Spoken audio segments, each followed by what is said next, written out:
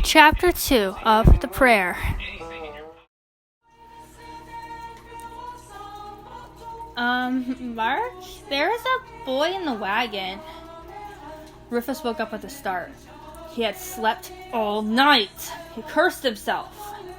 There's a girl looking at him with great, curious amber eyes. She was small and neat, with thick chestnut hair and perfectly heart-shaped face, and a scar on her cheek. What? A young man came out from behind the great shack that was apparently their house. He looked a lot like her, but he was sturdy and muscular. His unruly hair was black, and his eyes were almost as dark. He had a long white gash of a scar on his left shoulder. "Another mouth to feed," he grumbled. "You already saved that baby last night. Your compassion is killing us, sister." Rufus looked around. A big shack that was surrounded by a bright grassland, with Rufus's seaside village to the west and the Cimaruni Mountains to the east.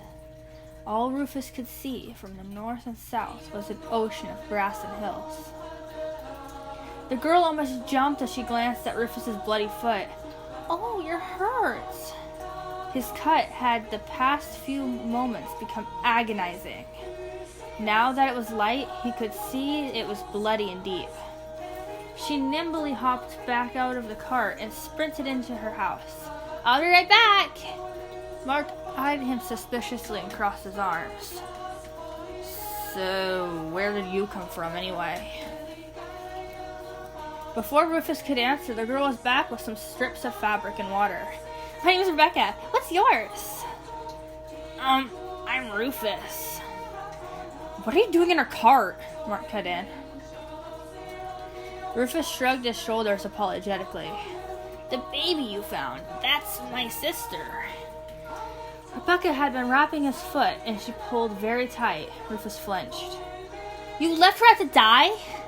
There was a sudden intensity in her voice. "No, it was my father."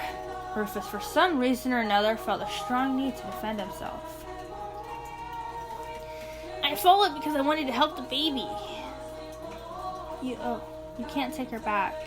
"I know." The death grip on Rufus's foot loosened. She smiled. "Your sister's in good hands. Want to see her?" Mark intervened. "Hey, can't let him inside. You don't know if you can trust him." What could it hurt if he comes in the house?" Mark didn't look convinced. Why would he be so suspicious of Rufus? Rebecca grinned. She had a very nice smile. "If he tries to kill us all, you have a total permission to twist his arms off."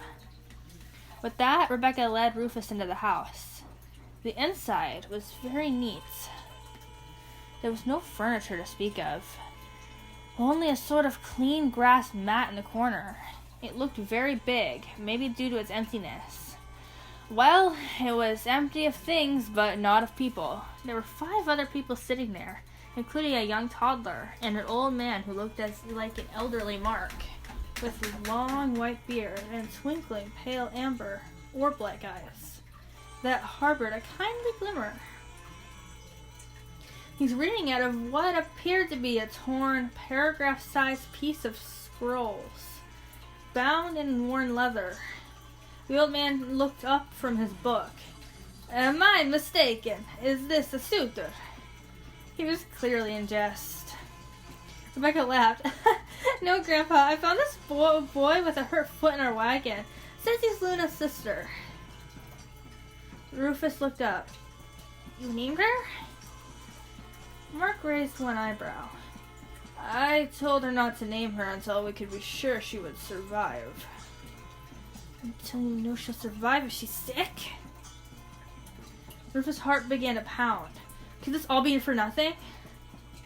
Rebecca reached into a wooden box and pulled the baby out. She had been cleaned, and she had on a tiny garment sewed from different colored fabrics.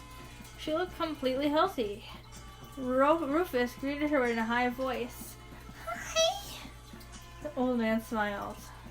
Rufus was curious about all the people in the house, but he knew his mother must be very worried. Besides, he was itching to tell her the good news.